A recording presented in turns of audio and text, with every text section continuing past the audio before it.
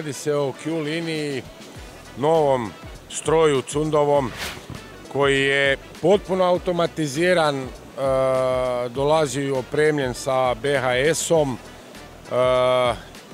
brzine su mu 2,4 metra u sekundi, 2G ubrzanja. Kažem, potpuno automatiziran stroj za proizvodnju, trenutno za industriju kartonažu. BHS se pokreće, diže ploču, stavljaju na undercam. Undercam očitava QR kod, očitava registracijske pozicije za rezanje i nakon toga uvlačenje na sam stroj. Stroj prema konfiguraciji u samom RIP-u, njegovom softveru, sam automatski odabira alate koji su mu potrebni za rezanje, odnosno za daljnju obradu, i kreće u proces te izrade. Nakon toga ima steker, izlazna jedinica gdje izbacuje gotove ploče van, a nove ploče povlači u stroj.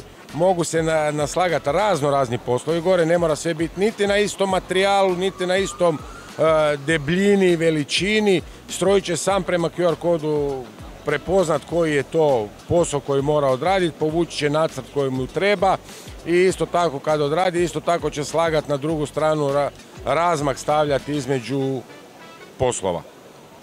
Board handling system, znači sistem koji upravlja pločama, odnosno automatizacija koja će ploče stavljati, skidati sa stroja. U standardnome dolazi sa oscilirajućim nožem, sa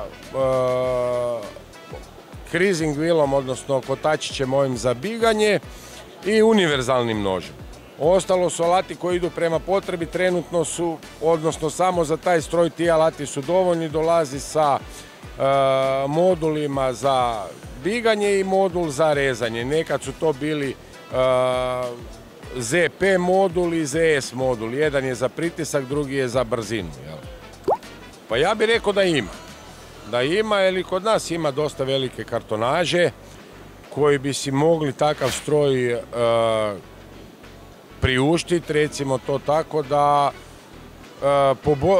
pokrenu ne poboljšaju, nego čak i povećaju kapacitete sa manjim brojem ljudi. Jer ovo je stroj koji može odraditi 2 smjene da mu uopće ne treba. Operater će biti samo onaj koji će mu stisnuti start da on krene raditi. Jer stroj automatski bira alate, mijenja nožiće, mijenja poslove, nacrte i sve. Znači stavite mu tamo 2 metra materijala ispred njega, ploča, i pustite ga da radi cijelu noć bez operatera uz njega. A takvih kartonaža ima u Hrvatskoj, ima i u regiji kojima bi to koristilo. Pogotovo u današnje vrijeme kad nema radne snage. Hvala vama.